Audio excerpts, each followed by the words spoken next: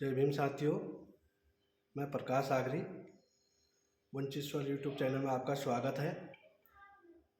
आज हमारे बीच people's party of India democratic के उत्तराखंड राज्य अध्यक्ष एडवोकेट डॉक्टर प्रमोद कुमार जी आए हैं। हम उनका स्वागत करते हैं। जी धन्यवाद।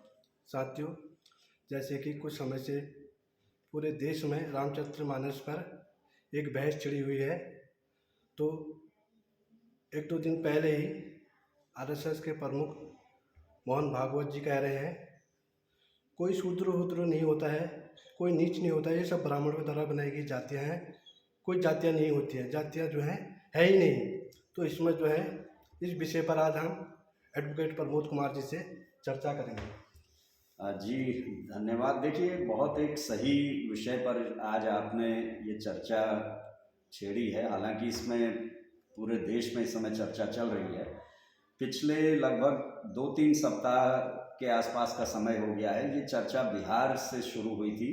बिहार के जो शिक्षा मंत्री हैं प्रोफेसर चंद्रशेखर यादव, उन्होंने एक ये बात शुरू की थी कि भाई जिस रामचरितमानस को जो यहाँ के जन जन के जो आचरण में है, घर घर में पढ़ी जाती है, घर घर में रखी जाती है, उसमें इस देश के एक बहुसंख्यक तबके के खिलाफ, आधी आबादी देश की जो महिलाओं के खिलाफ और जितने भी जो मेहनतकश तबके हैं उनके बारे में कुछ पंक्तियां, आपत्तिजनक पंक्तियां लिखी हुई हैं, जिन पर उन्होंने अपनी असहमति जताई थी। और उन्होंने कहा था कि भाई ये बहुत गलत है।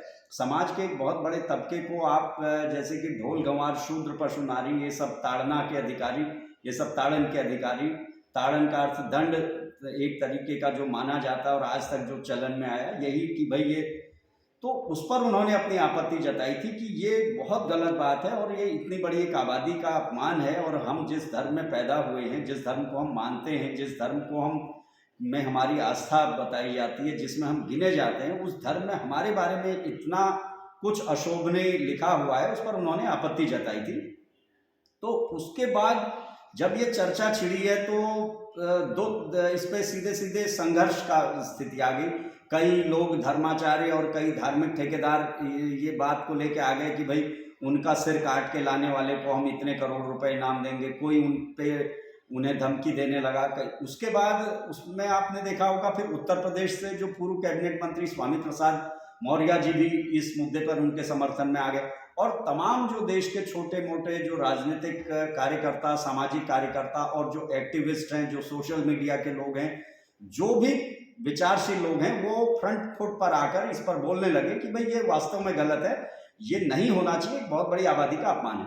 तो दूसरी ओर से जितने भी जो धार्मिक ताकतें कहा जाए या जो जातिवादी व्यवस्था को जो पोषण करने वाली, उनको संरक्षण देने वाली ताकतों ने इसमें आनन फानन में अपना एक बचाव के तौर पे उस ताड़ना का ही अर्थ दूसरा बताना, उसकी व्याख्या दूसरी शुरू कर दी। और उन्होंने कह दिया कि ये ताड़ना का अर्थ दंड देना नहीं है, बल्कि ताड़ना का अर्थ शिक्षा देना है। तो ये चर्चा चली रही थी, लेकिन उस पर भी स्पष्टीकरण लोग दे रहे थे कि भाई ये तो आपने कुछ जो प्रतियां नई छपा दी हैं, ताड़ना का अर्थ कहीं से कहीं शिक्षा नहीं है, ताड़ना का अर्थ दंड ही भारत में लिया जाता है और आप ये लिखते हैं, इस पर आपका समाज चलता है। तो जब ये सारी बात एक बहुत बड़ा विषय तूल पकड़ने लगा था और एक तरीके से कहा जाए देश का जो पिछड़ा वर्ग है, जो पिछड़ा वर्ग इस देश का एक तरीके से बहुसंख्यक वर्ग है, अन्य पिछड़ी जो जातियां हैं, वो जातियां जो पूरा का पूरा जो धार्मिक कर्मकांडों को ढोती हैं, और यहाँ तक कि आप देख सकते हैं सारा अगर कांवड़ ढोने वाले, कोई भी जो धार्मिक परंपराओं को अगर ढोने वाले, उनको निभाने वाले या उसमें चढ़ावा दान देने वाले अगर हैं, तो बहुसंख्यक ये पिछड़ी जातियां हैं। और उन पिछड़ी जातियों का इस मुद्दे पर खुलकर आना, ये भारतीय इतिहास में एक बहुत बड़ा घटनाक्रम था और एक ऐसा लगने लगा था कि भाई ये एक मानवतावादी भारत निर्माण की दिशा में एक पहल शुरू हो गई है। और जिन धर्म ग्रंथों में इतनी ज्यादा अमानवीय बातें लिखी गई हैं, उसके बाद और भी कई चर्चाएं, यहाँ पर मैं उतना जिक्र करने का समय भी नहीं है और करना भी नहीं चाहता, कि उनमें कुछ तबकों के लिए और बहुत कुछ लिखा है कि अगर वो वेद मंत्र उच्चारण करें, उनकी जीभ काट दो, उनके कानों में शीशा पिघला के डाल दो, और तमाम ऐसे ऐसे दंड के प्रावधान रखे गए हैं। लेकिन यहाँ पर केवल उसी टिप्पणी पर बात हो रही थी। तो जो अन्य पिछड़ा वर्ग जो बहुसंख्यक है, जो कर्मकांडों और आडंबरों में बुरी तरीके से फंसा हुआ वो जागने लगा था। और उसके पॉलिटिकल लीडर्स अपने राजनीतिक, आज तक ये होता था कि तमाम जो नेता हैं वो इन कारणों से इन मुद्दों पर चुप रहते थे, इन धार्मिक विषयों पर छेड़छाड़ नहीं करते थे, उन्हें अपनी राजनीति का डर या वोट। लेकिन आज कुछ लोगों ने ये साहस किया था, उन्होंने अपने राजनीतिक करियर की भी परवाह किए बिना सही को सही और गलत को गलत कहना शुरू कर दिया था। तो उससे एक हलचल पैदा हो गई थी, और वो हलचल आरएसएस के लिए भी एक बहुत बड़ी चुनौती के रूप में सामने आ गई थी, क्योंकि आरएसएस जो सपना देख रहा है, जो भारत बनाना चाहता है, वो एक तरीके से हिंदू राष्ट्र भले ही उसे नाम दे रहा है, लेकिन वो ब्राह्मण राष्ट्र बनाने की इसको तैयारी में लगा हुआ है। जब से पूरी तरीके से भारतीय जनता पार्टी की सत्ता आई है, आपने देखा होगा देश भर का जो तमाम जो सांसद निधि और विधायक निधियों का पैसा भी मंदिरों को बनाने पर खर्च हो रहा है। और बहुत बड़ा जो बजट का एक हिस्सा तमाम जो बड़े बड़े जो धार्मिक स्थल हैं, जो पूरा ब्राह्मणों के कब्जे में है, जिसमें पूजा पाठ और तमाम जो मुनाफे के अरबों खरबों का जहां पैसा चढ़ावा आता है, जो कि सब ब्राह्मणों के अधीन है, उन जगहों पे ही पैसा खर्च किया जा रहा है। पिछले 10 सालों में आपने देखा होगा उन जगहों पे देश का जो बजट का शिक्षा और स्वास्थ्य से बजट काटकर उन जगहों को पनपाया जा रहा उनको। लेकिन उनके लिए बड़ा चुनौती का एक विषय हो गया था कि भाई जहां एक और हम, और दूसरा आप देख सकते हैं एक जाति विशेष के लोग ही आरएसएस द्वारा हर जनप्रतिनिधि के साथ लगाए जाते हैं। वही तय करते हैं कि कौन जनप्रतिनिधि विकास का कितना पैसा कहां खर्च करेगा, किसको देगा। लेकिन उनके लिए ये चुनौती आ गई थी कि भाई अब क्या करें, हम तो पूरा ब्राह्मण राष्ट्र इसको बनाने की तैयारी कर रहे हैं, और ब्राह्मणों के लिए हम इतना उपजाऊ इसको बना रहे हैं कि सारा का सारा मान सम्मान उसका, कि एकमात्र मान सम्मान का हकदार वही रहे, धन संपत्ति का हकदार वो रहे, उसका परमानेंट व्यवस्था हम करने में लगे थे। लेकिन वही हमारे धार्मिक ग्रंथों की इतनी कड़वी सच्चाई को ये अन्य पिछड़े वर्ग के लोग इस पर आगे आ गए, तो उनके लिए बड़ी चिंता का विषय बन गया था। और दूसरा, जो अनुसूचित जातियों के लोग तो इस मुद्दे पर लंबे समय से एक्टिव हैं ही, जो काफी कुछ काम कर ही रहे हैं। पिछले कुछ दिनों पहले आपने देखा होगा जो 22 प्रतिज्ञाओं का मसला भी बहुत चर्चा का विषय बना था। तो उसके बाद बड़े एक रणनीतिक ढंग से और कूटनीतिक ढंग से आरएसएस प्रमुख ने इसमें अपना बयान देके इस चर्चा को एक भटकाने की कोशिश करी है। मैं ये कहता हूं ये पूरी की पूरी तरीके से इसे भटकाने की कोशिश है। और ये बहुत इतने दिनों से जो संघ ने कोई भी बयान दिए बिना बहुत सोच समझकर ये बयान दिया, इस बयान को आप इन अर्थों में समझ सकते हैं कि एक मैं यहाँ पर छोटा सा उदाहरण दूंगा, एक सामंत का उदाहरण देकर इस बात को यहाँ पर बताना चाहता हूँ कि एक सामंत जिसने बहुत लंबे समय से कई पीढ़ियों से वहां पर पूरे गांव की सारी जमीन पर कब्जा करके जो परिवार बैठा हुआ था, और पूरे गांव के सारे लोग वो ज्ञान विहीन बना रखे थे, उनके पढ़ने लिखने के रास्ते बंद, उनके पास जमीनें नहीं है, उनके पास कुछ भी नहीं है, वो केवल और केवल उस सामंत के लिए ही मरते थे और जीते थे। तो बाद में क्या हुआ है कि सामंत का एक लड़का विदेश में जब शिक्षा ग्रहण करने गया, उसने बाहर देखा कि भाई वहां का तो समाज का बिल्कुल स्तर अलग है, वहां तो समाज में बराबरी है, न्याय है, वहां पर हर व्यक्ति को आगे बढ़ने का अधिकार है, शिक्षा बहुत।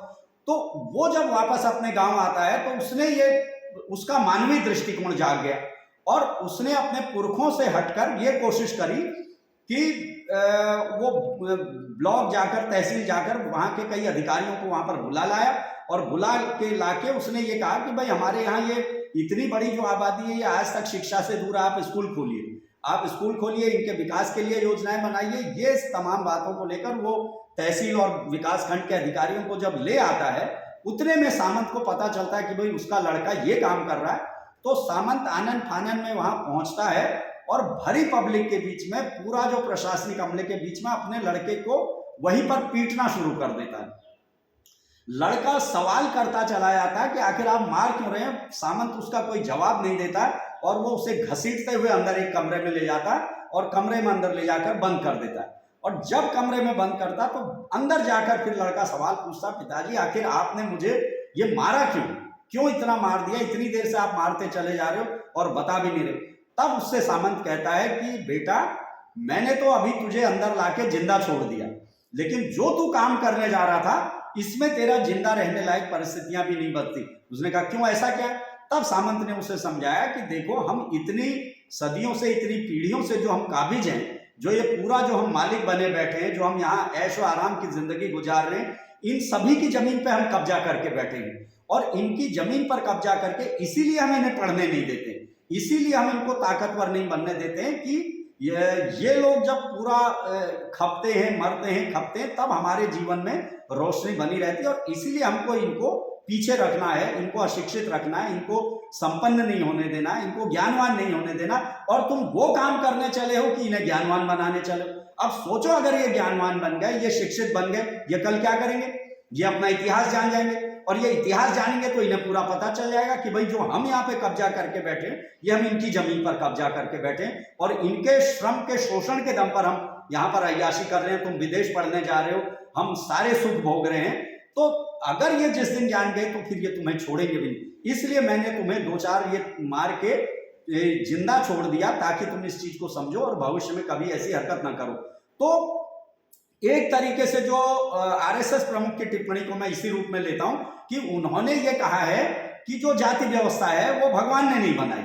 यानी उन्होंने इतने रणनीतिक और कूटनीतिक तरीके से क्या किया, वो जो टिप्पणियां थी, जो ढोल गवार शूद्र पशु नारी ये सब ताड़न के अधिकारी, उस पर भी कोई जवाब नहीं दिया। ना ही रामचरितमानस पर बोले, ना वर्ण व्यवस्था सही है गलत उस पर बोले, ना जाति व्यवस्था सही है गलत इस पर उन्होंने कोई राय नहीं दी। और उन्होंने बड़े आराम से क्या कर दिया कि ये कह दिया कि भाई जाति व्यवस्था भगवान ने नहीं बनाई, ये तो पंडितों की देन है। तो अब इससे क्या हुआ, जो तमाम एक ही आंदोलन पूरा भटक गया।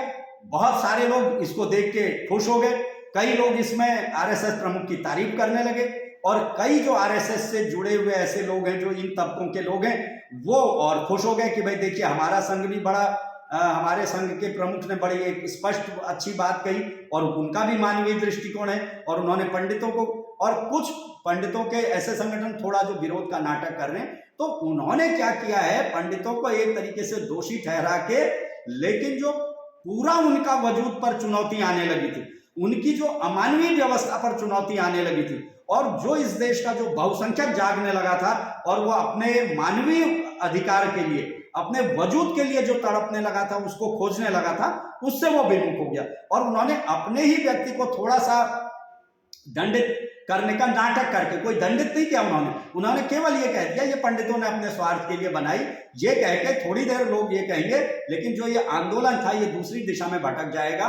तो ये एक तरीके से आरएसएस प्रमुख की बहुत बड़ी सोची समझी रणनीति है, बहुत शातिर एक तरीके की चाल है, जो इस देश का जो मानवतावादी भारत बनने की दिशा में एक काम शुरू हो गया था, उसको भटकाने का एक प्रयास है।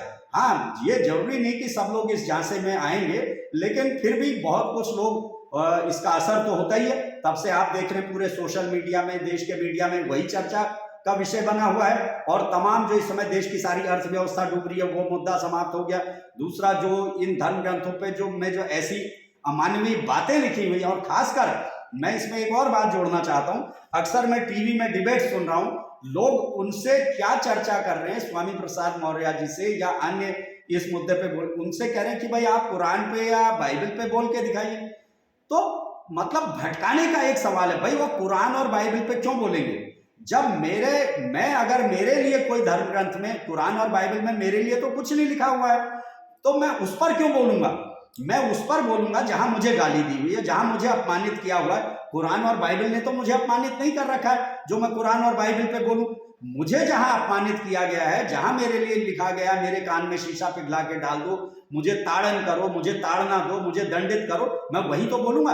और वही लीडर्स वहां बोल रहे हैं, लेकिन हमारा मीडिया वहां भी उसे भटकाने की कोशिश कर रहा है। तो ये तब से आप देखेंगे अब ये चर्चा उस ओर बढ़ गई है कि भाई ये तो आरएसएस प्रमुख ने मान लिया और उन्होंने इनको दोषी ठहरा दिया, अब तो इस पर विराम लगना चाहिए। तो ये सारा इसको समझना चाहिए, ये एक बहुत बड़ी चाल है। और इस देश का जो फिर से एक मानवतावादी भारत बनने की दृष्टि में आगे बढ़ने लगा था, समता, स्वतंत्रता, बंधुत्व और न्याय, जो भारतीय संविधान की एक परिकल्पना है, जो इतना आदर्श संविधान है, जो एक समता, स्वतंत्रता, बंधुता और न्याय पर आधारित भारत का निर्माण करना चाहता है। और उस दिशा में संविधान को लागू होने के 73 साल बाद ये एक चर्चा छिड़ गई थी, जो बहुत एक जिसका स्वस्थ चर्चा होनी चाहिए थी, जिसका स्वागत होना चाहिए था, और इनको भी खुलकर इस बात को स्वीकार करना चाहिए था, बजाय वो उसे स्वीकार करने के उसको भटकाने में लगे हुए हैं। तो इस पर बुद्धिजीवियों को सोचना चाहिए।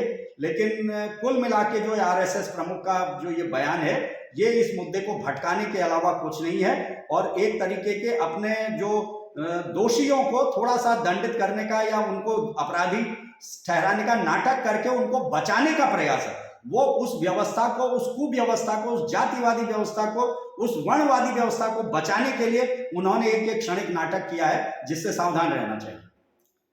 सर, मैं आपसे ये सवाल करूंगा, आरएसएस प्रमुख मोहन भागवत जी ने कहा कि जातियां ब्राह्मणों की देन है, क्या इस वाक्य से 2024 में बीजेपी को कोई फायदा होगा? देखिए, अभी उनका ये 2024 का सवाल नहीं है, उनको फिलहाल जो तात्कालिक जो चर्चा छिड़ गई थी उस पर विराम लगाना था।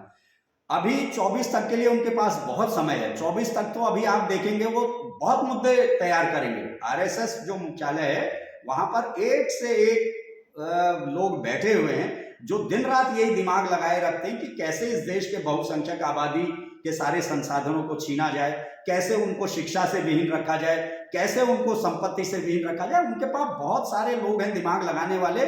उस पे तो 24 के लिए तो अभी वो बहुत और मुद्दे गढ़ेंगे। अभी उनके सामने जो ये चुनौती आ गई थी कि भाई जो रामचरितमानस पर ये सवाल उठ गए थे, और वास्तव में इस देश की जो महिलाएं पूरा धार्मिक होकर जिन कर्मकांडों को या जिन ग्रंथों को पूजती हैं, जिनको अपना सब कुछ समझती हैं, उसमें इतना खतरनाक उनके लिए लिखा हुआ, उनको ये जानकारी होने लगी थी।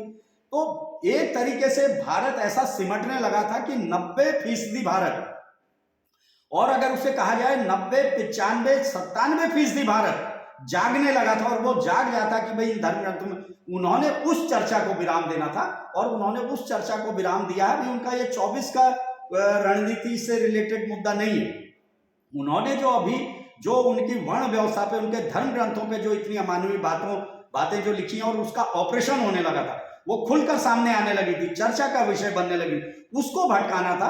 अभी उन्होंने सिर्फ ये प्रयास किया हुआ है। धन्यवाद सर आपका। साथियों, हमारे वंचित सर यूट्यूब चैनल को सब्सक्राइब कीजिए, लाइक कीजिए और शेयर कीजिए। धन्यवाद। जय भीम, जय संविधान।